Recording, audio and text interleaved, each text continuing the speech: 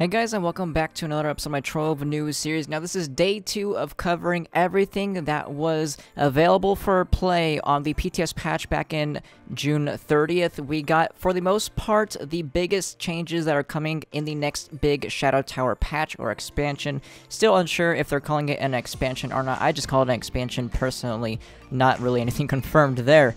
But, you know, we covered the gem rerolling plus the new Trove IGN Atlas / Portal system in yesterday's video, so you guys can check that out on my channel or click the top right card if you need more information about gem reforging, including leveling up gems, plus rerolling all the stats on gems, stuff like that. Today we're going to be covering subclasses because that was the third thing that was available to play in the PTS patch. By the way, guys, PTS is closed. I did this it was 2 weeks ago that I streamed this. It's actually closed now. I saw that in the comments in the last video that people couldn't check out PTS. That's just because I've taken so long to make this video, that's all. I streamed it, I didn't record anything for actually YouTube. So, again, that is why you will see some random stuff in the background footage, is because I was streaming, so I have, you know, my little bit cut plus my sub goal and all that stuff for when I was streaming. But, to get into subclasses are finally out. You know, one of the 3 big systems coming in the next patch. One of the things that I am personally looking forward to the most as a theory crafter, you all know. I don't dabble too much into PTS, but when it's actually live, that's when I will do all my testings and, you know, go full out on that and give you guys guides and stuff like that. But subclasses are the new system that will be unlocked at level 10. This is per class. So if you reach level 10 on a night, that doesn't mean you have subclasses for every class unlocked. It is per class, so you must reach level 10 for the first tier of the ability on every single class that you want to use. Any unlocked class can now be equipped as a subclass using the new 5th ability slot on the character sheet. Now, personally, on PTS, I had to disable all of my mods to get it to pop up, and if you press C, it will actually just be next to your abilities. You know how you can press C and hover over your abilities to see what they do? There's actually a new slot. It's kind of in a weird position, in my opinion, how it's there, since you don't really click there ever, but it's a new empty box there, and you just click it, and you can equip any of the unlocked subclasses that you currently own. Again, you have to have the class, and you also have to have the class be level 10. Obviously, you can't have the class level 10 if you don't own it, because the maximum trial level is level 4. Now, I'm just reading the patch notes here. Each subclass provides a unique passive ability along with a stat boost. The effectiveness of the passive increases based on the active power rank of the class, and the stat boost improves based off of the level of the class. So just to re-clarify that, the passive of a subclass is the more fun effect, like the chance to do blank, or I'll just say the Ice Age specifically gives magic damage plus a shield based off of 5% of your maximum HP. So that's the passive part, and that's the one that scales with power rank. So there's 6 tiers that have so far been concluded to be available right now, and that is it starts at, you know, power rank level 1 all the way up to above 25 KPR is the maximum tier, and that will actually buff the stat part of all of those effects. So if it gives magic damage, let's say it gives 100 magic damage at PR level 1. If you're PR 25k and you're at tier 6, it probably gives, let's just say, again, random number, magic damage plus 600, and then it gives 5% of a shield at level, or the shield is 5% of your maximum HP at PR1, and when you hit PR 25k plus, it's like 40% of your HP. You know, those are just random numbers, obviously. Those are just made up in my head right now, but that's the passive part, and that's what increases with power rank. And then the same thing applies to your the stat boost. So the stat boost is just the statistical boost. The higher the level, the more stats you get, plus the higher your PR, the more effective the passive is going to be. So that's kind of how it works. It has a whole tier system and all that stuff. We already knew that before PTS came out because the devs had already confirmed all that. So again, reading the patch notes, an active class may not be designated as its own subclass. That means if you're playing a Gunslinger, you can't use the Gunslinger subclass. You have to choose another because the Gunslingers isn't grayed out. Again, you'll probably see everything on the screen, assuming I do a good job at editing. Again, going back to it, subclasses are now also displayed on the Select a Class window, along with the class's level and power rank. So we saw this a couple weeks before the Pts came out, and that was the new selected class window. You know, you can sort your classes by level now. You can sort your classes by PR. You can see the class's PR without actually having to go onto the class.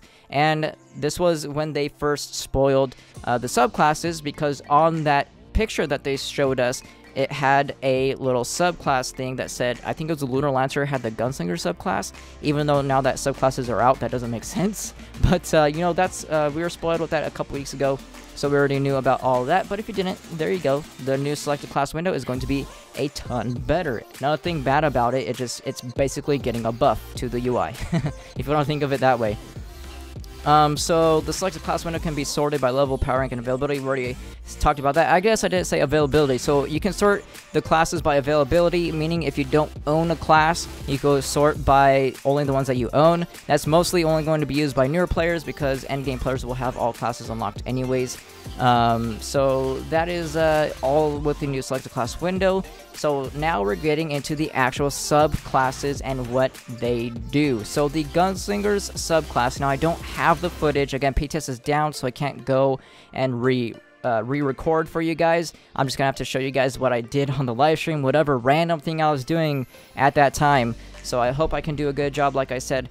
But going over all of the subclass passives, Gunslingers provides extra jump and increases all damage done to enemies while airborne. So the provides extra jump is the stat boost, so that will be based off of your character's level, and increases all damage done to enemies while airborne, like I said, is that more fun thing. So that's the actual passive that's increased off of your power rank. So obviously the higher PR you are when you select a class as your subclass, the more damage you're going to do while airborne. Now, just to clarify, in case you guys didn't know, you have to have this PR and level on the subclass, not the class you're playing, in case anyone's like completely out of the loop. The class that you're playing is nothing to do with the subclass. So if you're playing Neon Ninja, and your Neon Ninja is your main, say he's your 25k PR, that means your Gunslinger also, if you choose that, your Gunslinger also has to have like 20k plus PR if you want to be mostly effective with its subclass. That means if you want to interchange subclasses left and right, you're either going to have to do a lot of gem switching to make sure you get the most benefit out of it, because again, they're tiered.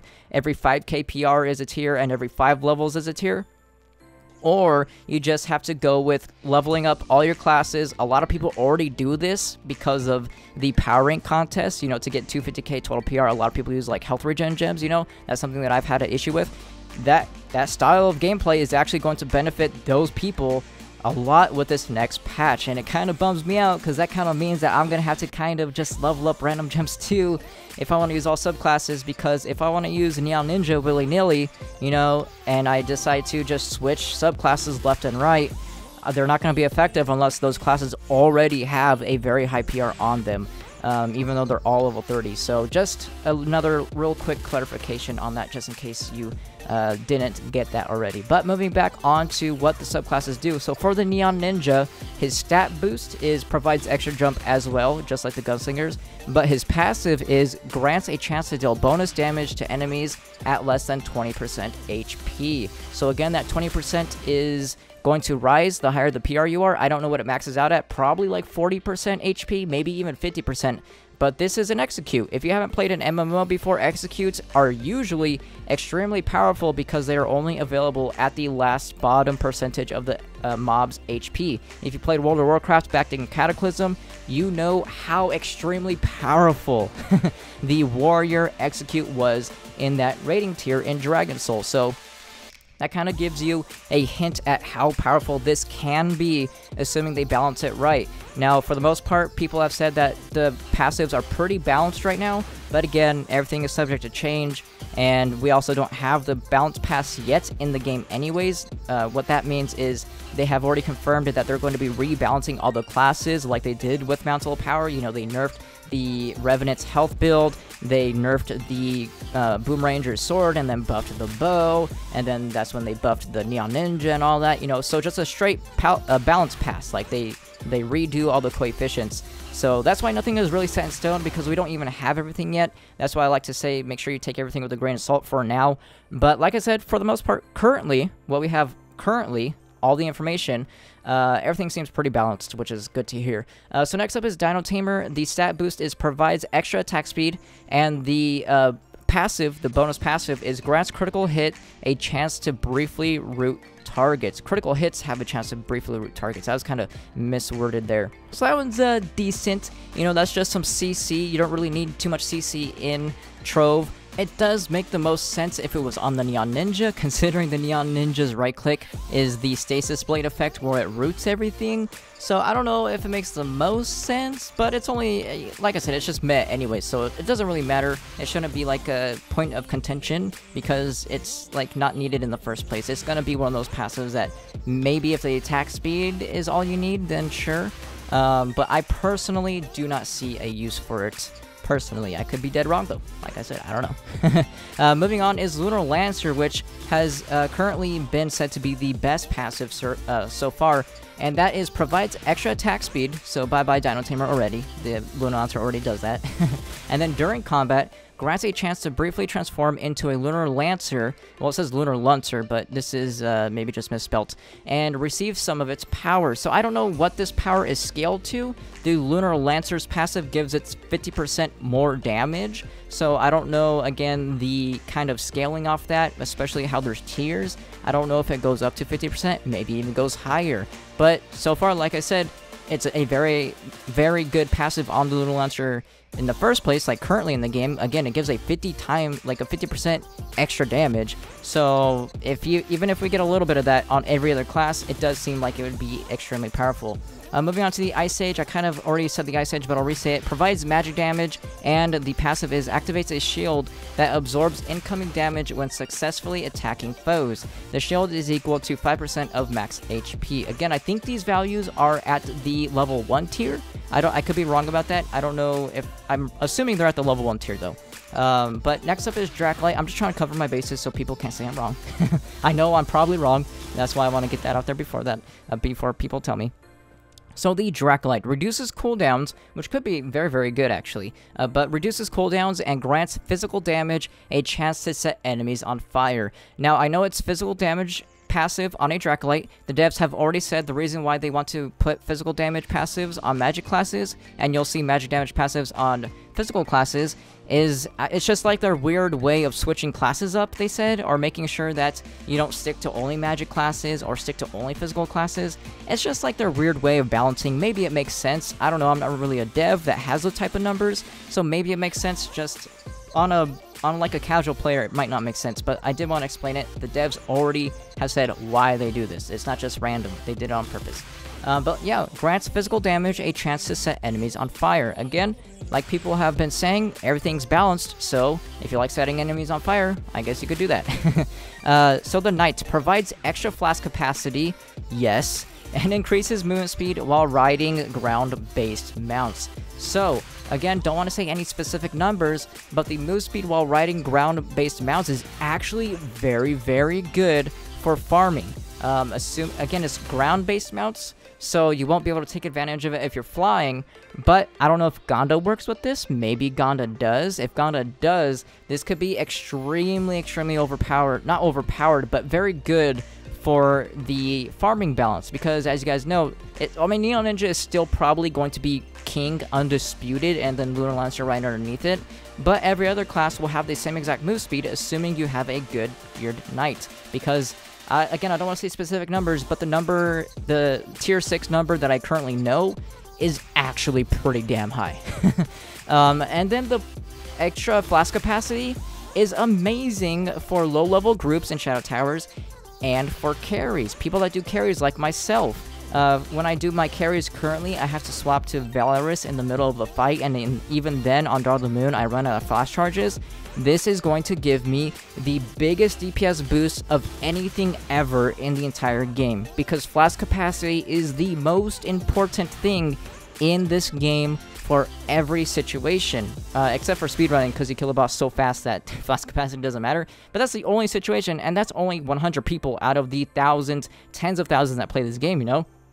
So it's not really a thing that I should be talking about to the masses, which is, you know, everybody that's watching the video. So for the most part, this is actually extremely overpowered. But it doesn't have that many uses. Like I said, it is only going to be useful pretty much for carries and for low-level groups that can't kill the boss within 25 charges or whatever. But, like I said, for those two situations, this is going to be the best thing you can have, because one flash charge is 250% more damage. So that just gives you like an idea of how powerful that is. Again, very niche, but very powerful for those situations. So moving on is the Pirate Captain. So the Pirate Captain's stat is Magic Find. I think at level 20 it was 50. So, I mean, it's good for if you want extra Magic Find, I guess. Magic Find isn't really a stat you should go for, but a lot of people like it for some reason. I guess they don't have enough Stellars or something. Maybe you haven't found a Stellar yet, so it's more enticing. I don't know. As someone with 3k Magic Find, Stellars just drop every 2 seconds. So, to me, it's kind of just whatever. But I can see why a lot of people will like it. And then also, the passive has a chance to drop a cannonball from the sky when damaging enemies. Like I said, everything's pretty much balanced. Everything's just a chance to do blank to the enemy. So for the most part, all of these you can just assume are going to be the same. They just look different. So for the most part, you're mainly looking at the stats. But like I said, one can be better than another. I just don't know those numbers yet. Moving on is the Chloromat. Basically, just go off of which one sounds the most amazing to you. You know? Which one sounds so freaking awesome to you that you want to play that. That's basically what you want to go for at this point. So Chloromancer provides extra maximum health, and damaging enemies has a chance to activate thistles and reflect incoming damage. So that one's a little wonky because you have to deal damage to the enemy and then you get a reflect shield. I think it would be better if when you took damage you got a reflect shield, because that just makes more sense to me. Maybe it's just my own head thinking, or my own thinking though. So, you know, it's like I said, everything balanced, so it's whatever. Tomb Raiser. So this is one that I actually think, when I was saying like what sounds the most amazing, Tomb Raisers is the one that suffices my like thinking the most, because I am a big Necromancer fan. I played Necro in Diablo 2. I played the Witch Doctor in Diablo 3. You know, I like just when I can have minions. You guys know Tomb Raiser is one of my favorite classes in the game. I think I have the second most time on the Tomb Raiser under Neon Ninja. So, you know, I just love that style. The whole, like, your minions go and kill stuff. So, I should have probably said what it does first, right?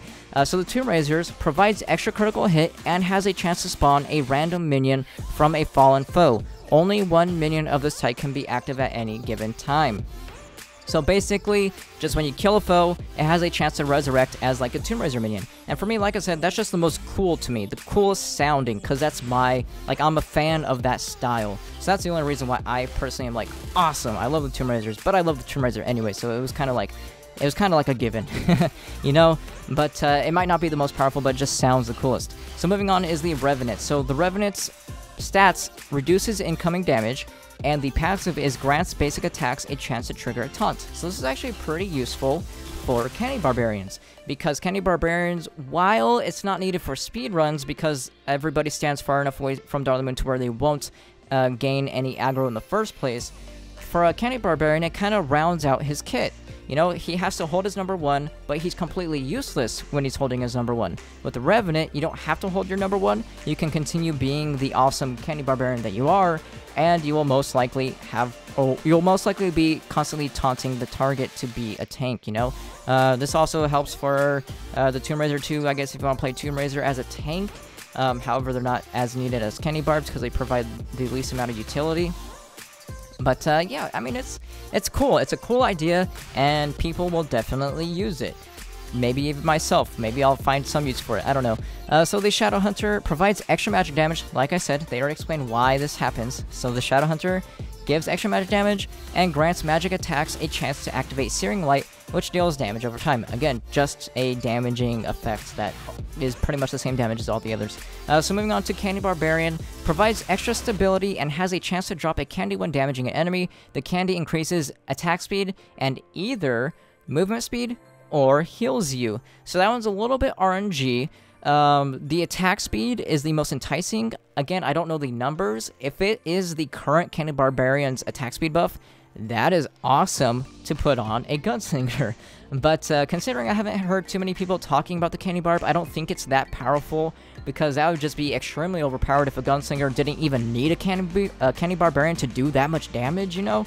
That would be just extremely overpowered. That is why Candy Barbarians and Gunslingers are the best combo in the entire game right now. So it makes sense if it's not that good. But yeah, it still sounds awesome because Candy Barbarians maining a Gunslinger currently. Candy Barbarians are like the shining light in the darkest day. Whenever you have a Candy Barbarian in the group and you're a Gunslinger, even if I don't know there's a Candy Barbarian in the group, you feel it. It feels amazing. And yeah, so that's why I really like the Candy Barbarians as a Gunslinger main currently. So moving on to the Fade Trickster. Increases gliding speed, which is a little weird, but I guess that's good for, again, if you're using like a dragon to farm dungeons. And grants critical hits a chance to spawn bombs that damage and stuns enemies. So if this does the same exact damage as all the other passives, but it also stuns, this is actually a very good passive. Again, I didn't really test it that much. The only one that I tested, actually, I don't think I tested any of them, to be honest, on PTS, because I only played it for a couple hours. But just looking at it, the way that it sounds, it could be one of the higher tiered ones. I currently do not know that, though. So finally is the Boom Ranger. Increases critical damage and spawns a Fade companion that provides healing if its master falls to low health. Now, I know the values for these. Again, not going to say anything specific, but the heal is decent. But if you guys don't know already, you should never, ever, ever put yourself in a situation that is a negative situation. What, like, if that makes sense to you. Let me try to explain a little bit more. And I like to use COD as the best analogy. And the Martyrdom perk, I think it is, in COD 4, before it was a death perk, it was just a standard perk.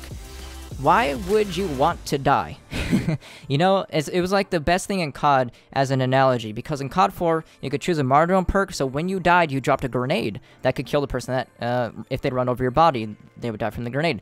Why would you ever want to die in the first place is the thing, you know? You should never, ever, you should be doing things that help you while you're alive, because the game is all about KD. If you're dead, you're doing it wrong. So why would you ever gear for being dead? Because that's the wrong way to play, you know? So the Boom Ranger kind of falls in that same category.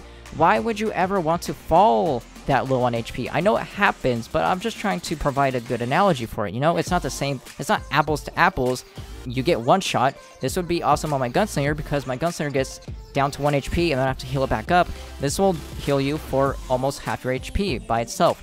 So, you know, I can see its uses, but I'm trying to maybe, you know, give like an insight on why it could be negative, but it can also have some uses. I don't know.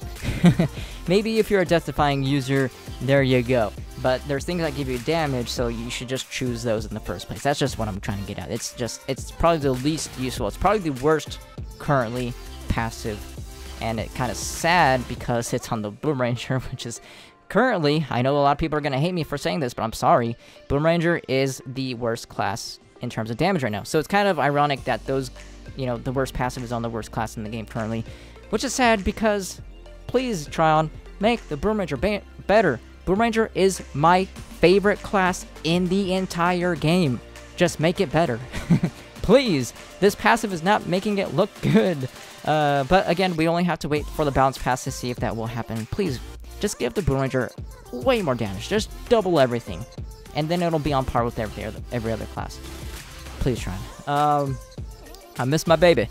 So finally on the patch notes is note that the subclass passives for the Dracolite is designed to support players who primarily play magic classes and want to experiment with physical damage classes. Oh, so here you go. Here's the explanation right here, actually. The subclass passive for Shadowhunter is designed to do the opposite. These may be swapped if they prove to be too confusing. Okay, so yeah, maybe it was on the patch notes is where I heard that. I thought I heard that on the dev livestream though. But yeah, there you go. That's their explanation on why they give the Dracolite a physical damage buff or a physical damage passive, and they give the Shadowhunter a magic damage passive, even though those don't make sense. Like they said, if it is too confusing to the average player, they'll just reverse it anyway. So that's why PTS, if you play PTS, the only reason why you should be playing PTS is to provide feedback.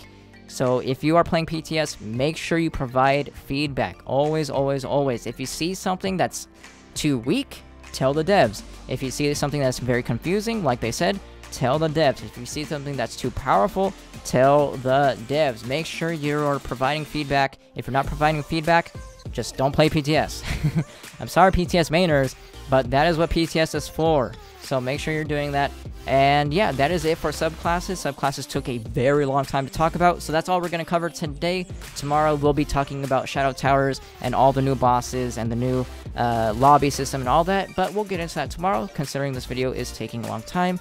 And that is going to be it for this video. If you enjoyed the video, make sure you give it a like, and if you haven't yet, click that subscribe button plus the bell next to it so you can be notified whenever I upload a video. If you would like to further support the channel, make sure to check out my Humble Bundle affiliate links in the description below. I hope you guys enjoyed the video, and I'll see you guys next time.